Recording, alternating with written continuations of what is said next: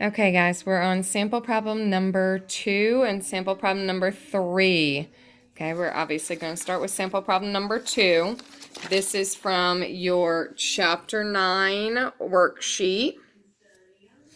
Okay, so if you're looking at sample problem number 2, it says potassium chlorate is sometimes decomposed in the laboratory to generate oxygen.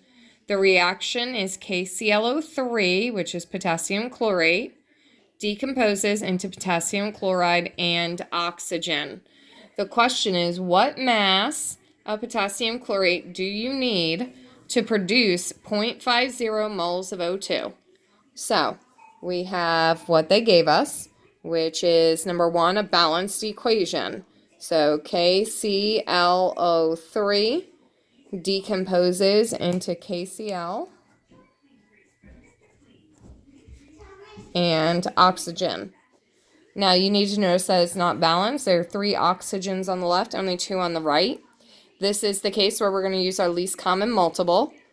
Okay, because there's no other way to get 3 to turn into 2 or 2 to turn into 3.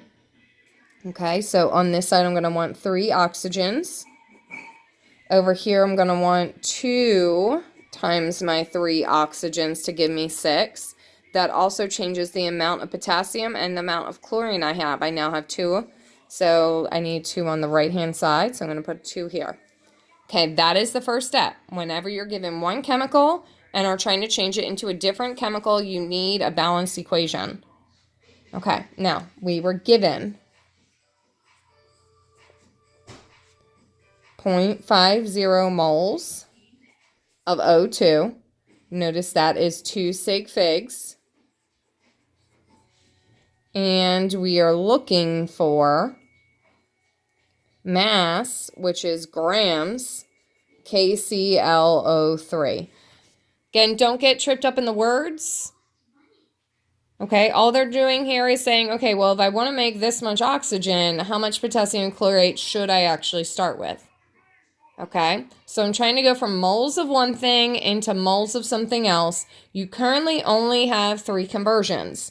You have 1 mole equals some number of grams from the periodic table. You have 1 mole equals Avogadro's number for pieces. Atoms, molecules, formula units. And the new thing that you have is moles of A can turn into some number of moles of B, so 2 different substances. That's what the A and B stand for. Okay, but you need a balanced equation to do that. Okay, so moles of oxygen cannot turn into grams of potassium chlorate. That is not an option. Okay, so if we go here, we're trying to get to a different chemical, potassium chlorate. We see that we want to first go from moles of one substance to moles of another. Okay, some of you might want to leave a little trail of what you're doing. So I'm going from moles of A into moles of B. Okay, then from there, once I'm in moles of potassium chlorate, I can go into grams of potassium chlorate. Now, for those of you who just can't use these conversion factors yet to help you put the pieces together, remember you have mole island. So I have moles of A, or what I'm starting with, moles of oxygen, and I want to get all the way over here to grams of B, changing the chemical. That's why it's a B. Okay, so moles of oxygen, using my mole ratio for my balanced equation, can turn into moles of potassium chlorate. So mole to mole. And then moles of potassium chlorate, using the molar mass, can turn into grams of potassium chlorate. Okay, which is exactly what we wrote up here. Moles of the first substance, oxygen, can turn into moles of the second one, which is potassium chlorate.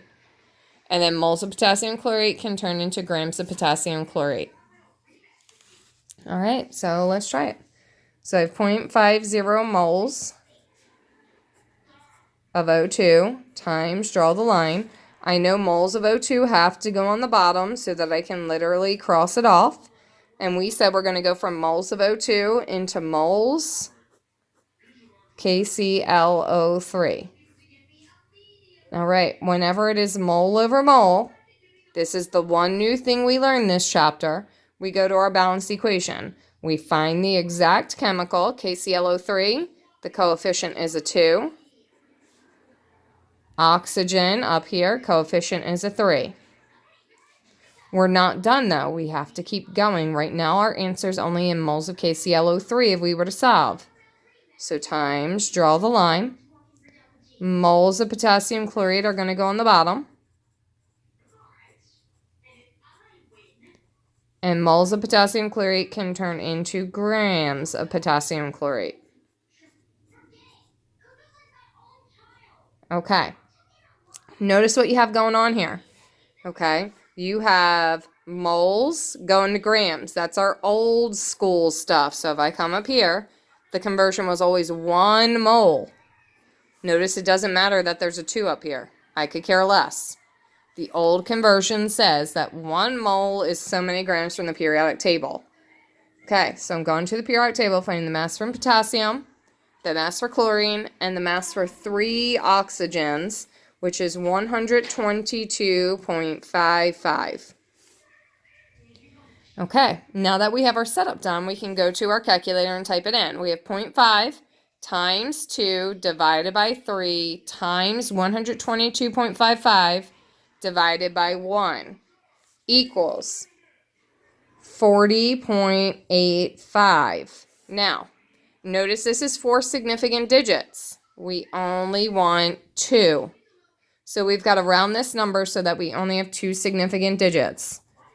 So the 8 is going to round that 0 up so that your final answer is 41 grams KClO3. All right, there's your sample problem number 2. Sample problem number 3 is literally the reverse of sample problem number 2. And while I say that, most of you will probably just sit here and say, okay, grams go to moles, moles go to moles. Because I just said it was the opposite. That's fine, but you need to actually understand why it's the opposite. Okay? So if you turn your paper to sample problem number 3, the question says, how many moles of aluminum will be produced from 30 grams of aluminum oxide in the following reaction? Okay, and then they give you the reaction. They're nice. They don't have to do that. They could force you to make it yourself. So we have aluminum oxide, Al2O3, decomposes into aluminum and oxygen gas. Again, we have to balance the equation. Okay, so in order to do that, again, we're going to go back to our least common multiple because we have the 3 and the 2 for the oxygens. So 3 times my 2 oxygen over here give me 6. 2 times my 3 oxygen over here give me 6. However, now I have 4 aluminums, so I need to balance my aluminum on this side, 4. Again, the reason we even have to make a balanced equation is because we are changing chemicals. Okay, the question says, given 30.0 grams of aluminum oxide, how many moles of aluminum do we have? So we are changing chemical. When we change chemical, we need a balanced equation. Here's why I want to really make sure you understand that. Because some of the questions on your test or assignments or labs are going to be one-step problems. Go back to chapter 3. We did not need a balanced equation. For example, if this was 30 grams of aluminum oxide and we just wanted moles of aluminum oxide, we do not need a balanced equation to do that. Okay, so you're going to need to recognize, okay, I'm changing chemicals. I need to make a balanced equation. I'm not changing chemicals. Okay, I don't need a balanced equation. I can just solve my problem. Okay. Looking up here, I have grams. Grams can only turn into moles of the same substance. And then moles of one thing can turn into moles of something else by using your mole ratio. Or you can pull out your mole island. We're starting with grams. Grams can only turn into moles of that same chemical using our molar mass. And then moles of one chemical can turn into moles of a different chemical using our balanced equation so that we can get our mole ratios. Okay, so we're going to set this up.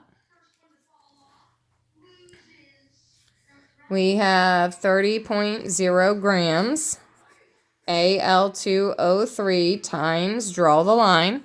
You know grams of aluminum oxide have to go on the bottom. And grams can only turn into moles. Okay, so we can cancel out grams and grams. All right, old school. Okay, moles to grams. Old school was 1 mole. So next to mole, we're always going to give it a 1. Okay, is some number of grams from the periodic table. So go to the periodic table. We have 2 aluminums added up. And we have 3 oxygens added up. You should get 101.96.